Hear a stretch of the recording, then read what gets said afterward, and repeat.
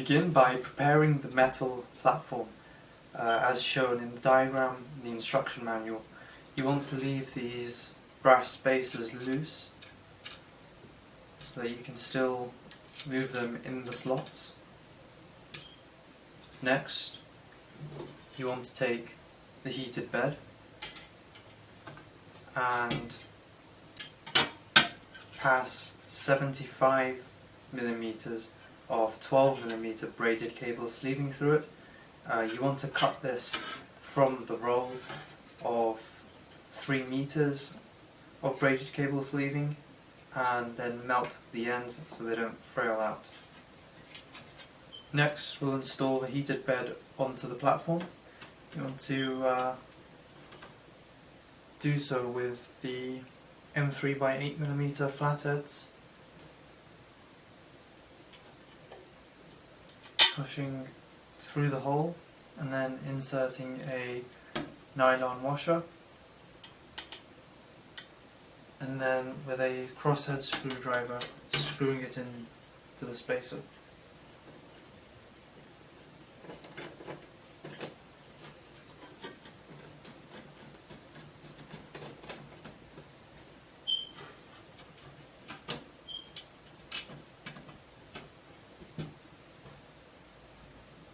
And we'll do that for all 4. Next, we want to secure the cabling with the 3D printed cable brackets. We'll slide M3 by 12mm bolts in through them. If you struggle to get them in, passing a 3mm drill bit through these holes should help.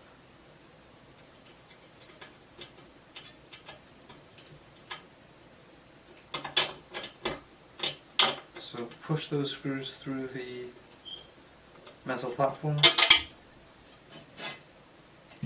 and then fasten on the other end with M3 nylock nuts.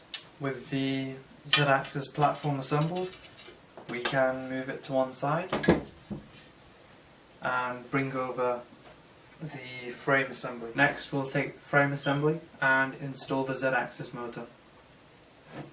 We'll want to flip it over and drop the motor in like so, with the plug clip facing towards the front of the machine. And we'll secure with M3 by 10mm bolts and M3 shake-proof washers.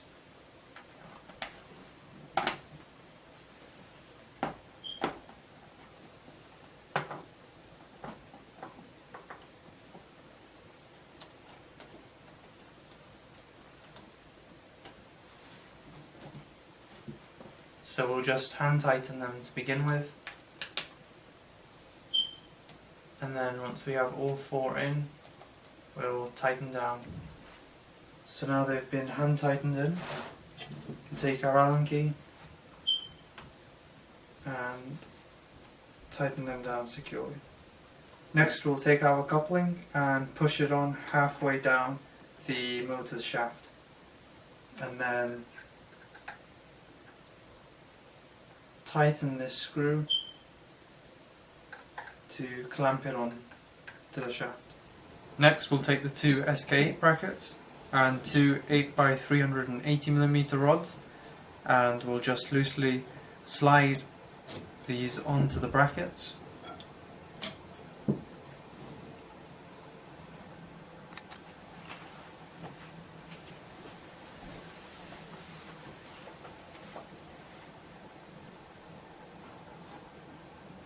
Then we'll take the frame assembly and the Z-axis platform assembly and line it up with the holes on the base. Take our shafts with SK8 brackets and slide them through the linear bearings.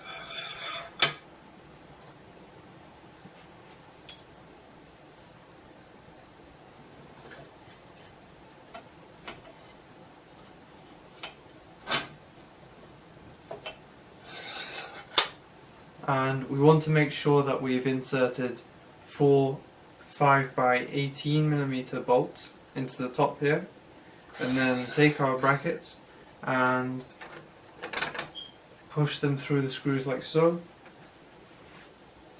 and then whilst holding it, fasten on the M5 nylock bolts like so. Right now just do it by hand so that it stays in place, and then the same again on the other side. And then we'll take a pair of pliers and our Allen key, hold the nut in place and tighten the bolt down.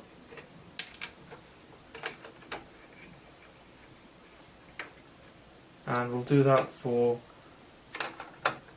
all 4 of those bolts. And then we also want to make sure that the shafts are pushed down firmly into the holes on the base, and we'll just push them down, making sure they won't go any further. And once we're sure, we'll take our Allen key and tighten these M4 bolts on the side of the bracket. You want to tighten these as hard as you can to make sure that the Z-axis shafts don't move. Next we'll take our lead screw, thread it through the brass nut, and just raise the bed high enough till the lead screw comes down to the coupling. And once inserted, we can clamp that coupling down around the lead screw using an Allen key.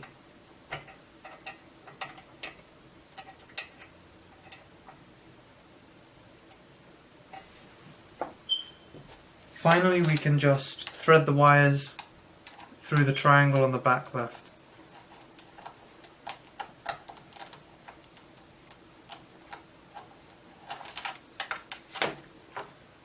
Finally, we can feed the cables through the triangle on the back left.